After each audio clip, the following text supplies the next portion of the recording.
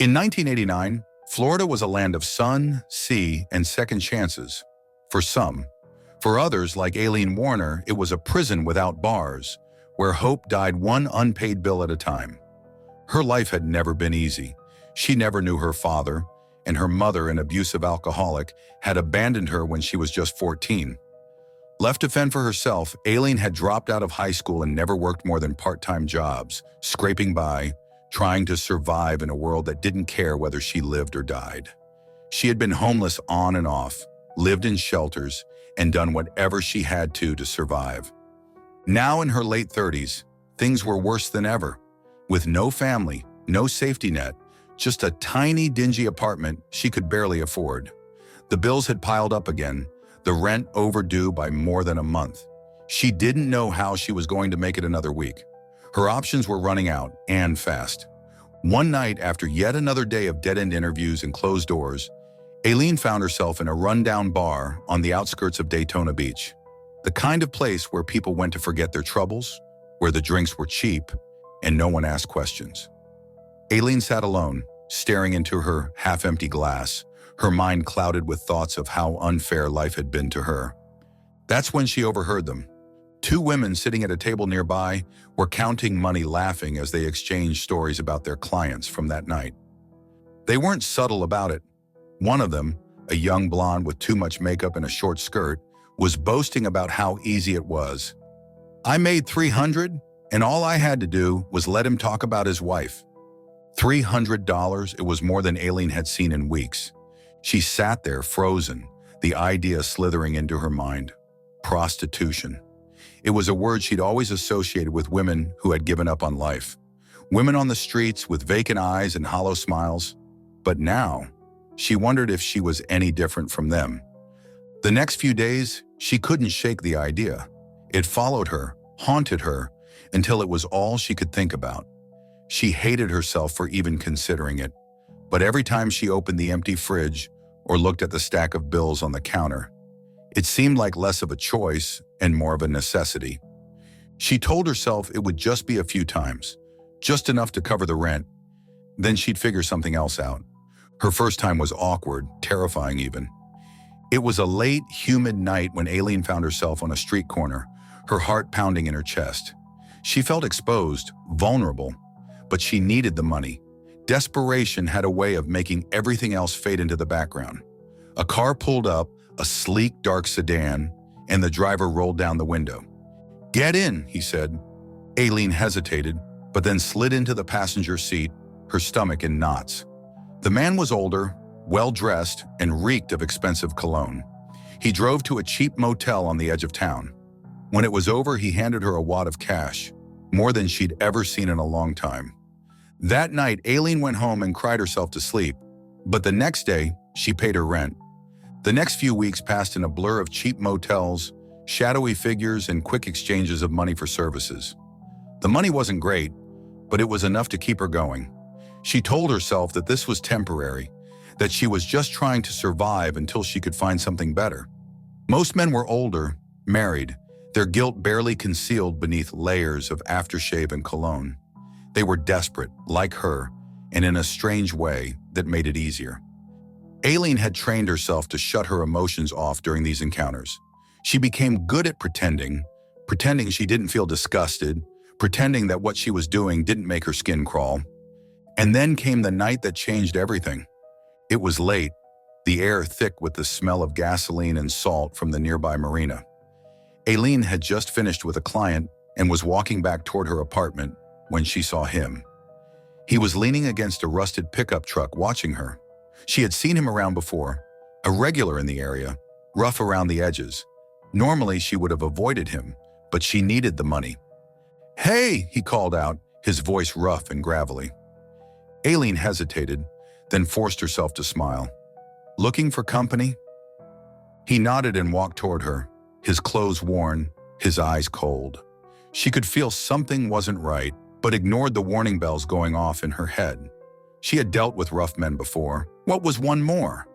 They got in his truck, and as they drove, Aileen kept her eyes on the road, trying to push down the gnawing feeling of unease building in her gut. He took her to an isolated area just off the highway, far from the lights of the city. The road was dark, bordered by thick trees, the kind of place where no one would hear you scream. As soon as they parked, Aileen's instincts screamed at her to leave. Every fiber of her being told her this was wrong.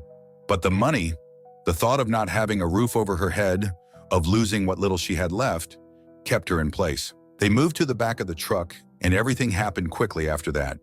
He was on her in an instant, rough and violent, pinning her against the hard metal. His hands were everywhere, too strong, too fast. She tried to push him off, to tell him to stop, but his grip tightened. Panic set in. She struggled, kicking and scratching, her mind a blur of terror. And then, just as quickly as it started, it was over.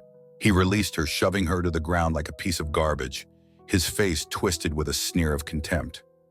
Aileen coughed, her vision swimming.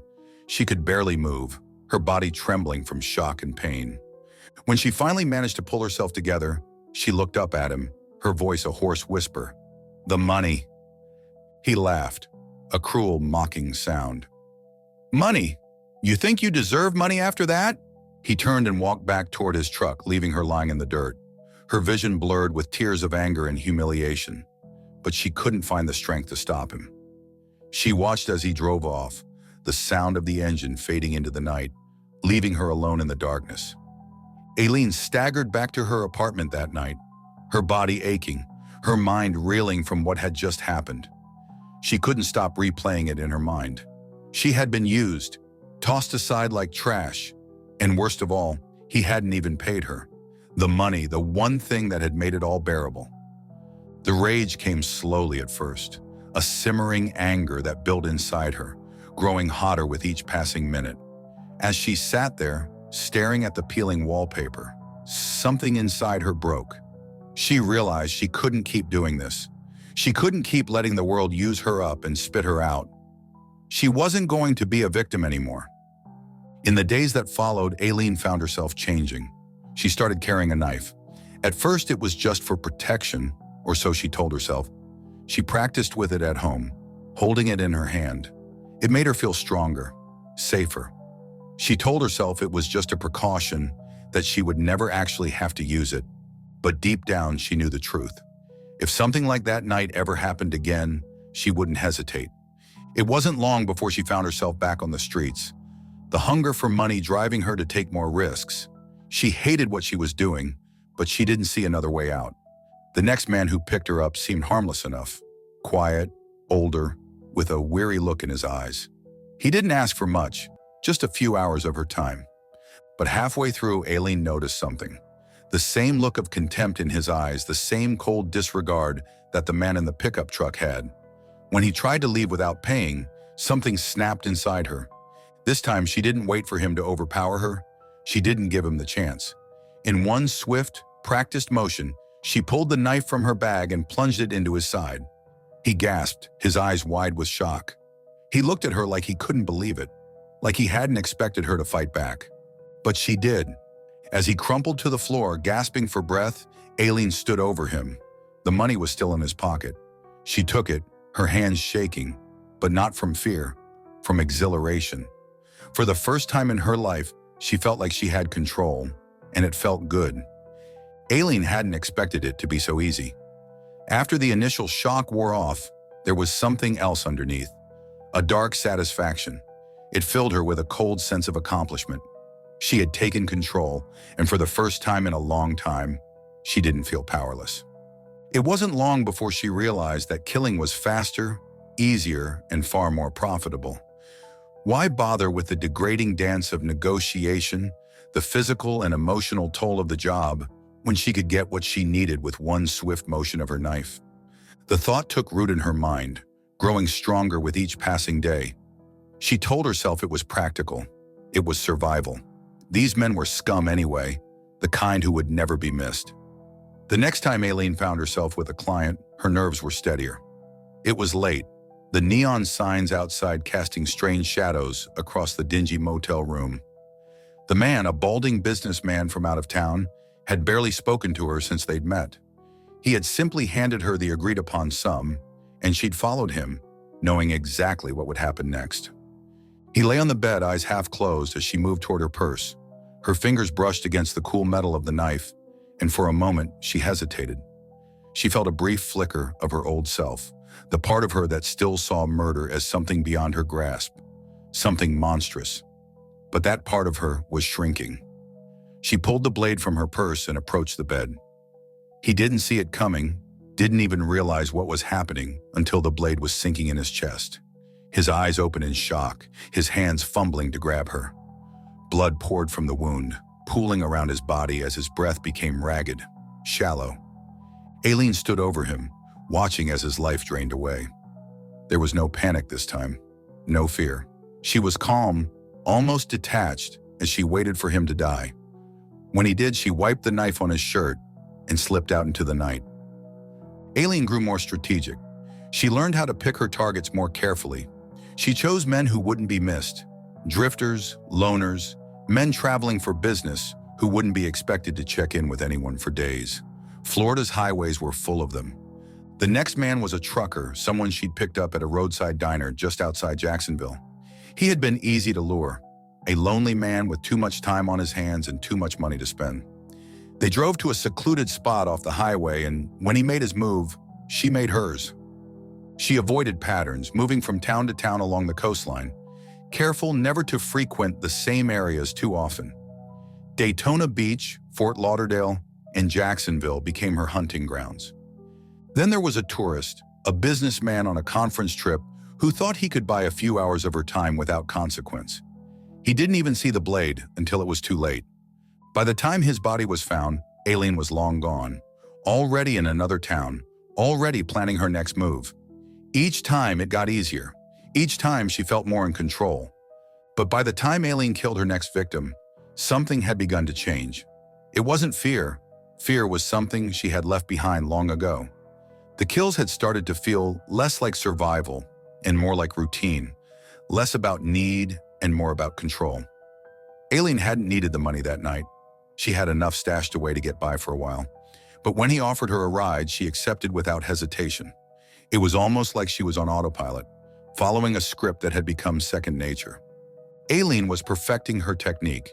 The kills were efficient, quick, and left little evidence. She had learned how to blend in, how to disappear into the background, just another face in the crowd. But Aileen's world had begun to crack around the edges. She knew she had to slow down, lay low for a while, but the pull of easy money, and perhaps something darker, kept her on the streets. That was when she met Walter and Tony. Walter wasn't like her usual targets.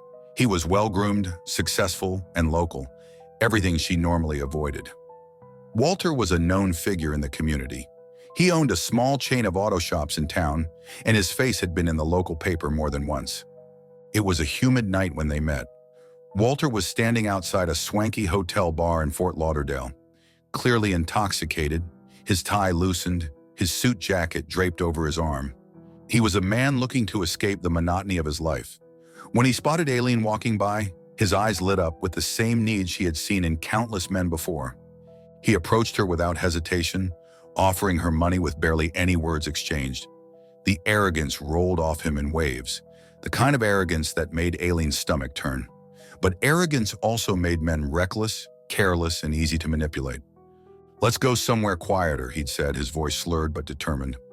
They ended up at a motel as usual, but the moment they were alone in the room, something shifted. Walter wasn't just looking for a quick release, he wanted more. His demeanor changed, becoming aggressive, his eyes darkening with a cruel edge. Aileen's instincts screamed at her to leave, but she was in too deep. When Walter lunged at her, without thinking, she reached for her knife and drove it into his chest. His eyes widened in disbelief as he looked down at the growing red stain, his breath coming in shallow, uneven gasps. This time Aileen wasn't thinking clearly. She forgot to be careful.